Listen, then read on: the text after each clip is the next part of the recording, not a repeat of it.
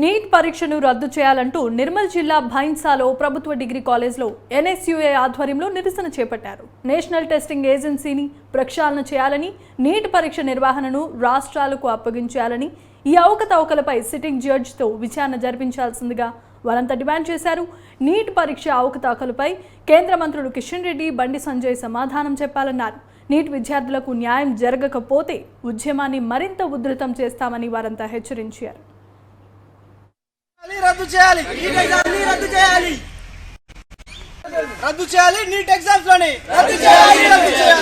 రద్దు చేయాలి NEET exams ప్రక్షాళన చేయాలి ఎన్టీఏని. అంటే సెకండ్ క్వాలిటీ ఎడ్యుకేషన్ని ప్రవేశపెడితే దేశం తాను సర్వనాశనం అవుతుందని చెప్పినటువంటి అంశాన్ని మనం గుర్తుంచుకోవాలా. ఈ మధ్యకాలంలో నేషనల్ టెస్టింగ్ ఏజెన్సీ నీట్ ఎగ్జామ్స్ని పెట్టింది. దాంట్లో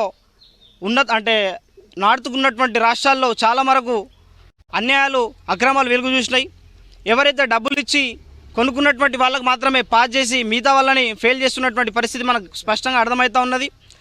అందుకోసమే ఎన్టీఏని ప్రక్షాళన చేయాలని చెప్పేసి, అదేవిధంగా నీట్ ఎగ్జామ్స్ ఏదైతే ఉన్నదో రాష్ట్రాలకు అధికారం ఇచ్చి రాష్ట్రాల్లోనే ఆ ఎగ్జామ్స్ని కండక్ట్ చేసుకునే విధంగా కేంద్ర విద్యాశాఖ అనుమతి ఇవ్వాలని చెప్పేసి, ఈ నీట్ ఎగ్జామ్స్ ఏదైతే కండక్ట్ చేసిరో దీన్ని పూర్తి స్థాయిలో నిర్వీర్యం చేసేసి, అంటే కంప్లీట్గా ఇంకోసారి ఎగ్జామ్స్ నిర్వహించి ఏదైతే విద్యార్థులు ఉంటారో వాళ్ళలో ఒక భరోసాని నింపాలని చెప్పేసి మేము ఇలా ఎన్ఎస్యూ ఆధ్వర్యంలో తెలంగాణ రాష్ట్ర నాయకులు డాక్టర్ వెంకట్ బల్మూర్, రాష్ట్ర అధ్యక్షులు వెంకట్ బల్మూర్ అన్న వాళ్ళ పిలుపు మేరకు, అదేవిధంగా నేషనల్ అధ్యక్షుడు వరుణ్ చౌదరి గారు ఆదేశాల మేరకు ఇవాళ ప్రభుత్వ డిగ్రీ కళాశాలలో ఒక నిరసన కార్యక్రమం వ్యక్తం చేయడం జరిగింది.